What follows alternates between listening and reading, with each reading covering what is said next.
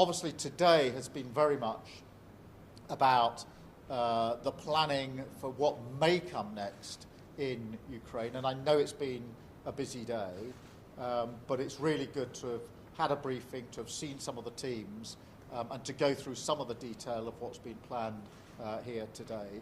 I'm really clear in my mind that if there is a deal, and I hope there is, everybody wants a peaceful outcome, a lasting peace, not least the Ukrainians, but that will only be lasting, that will only be peaceful, it will only leave Ukraine secure and sovereign if there is security arrangements in place to ensure that if there's a deal, it is a defended deal. And that's why the work that we're doing here is so important.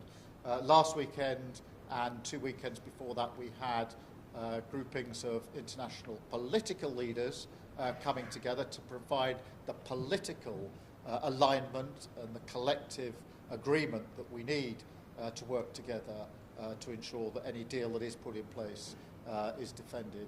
What's happening here is turning that political intention into reality, the concept into plans, whether that's in relation to what might happen at sea or air or defending borders. And those plans are coming together, and I've met some of the teams at the meeting to work through the details. But it is vitally important that we do that work, because we know one thing for certain, which is a deal without anything behind it is something that Putin will breach.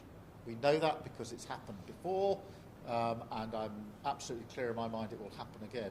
Therefore, what you're doing here today is vitally important to peace and security across Europe, and for our NATO allies, and of course, crucially, for the United Kingdom.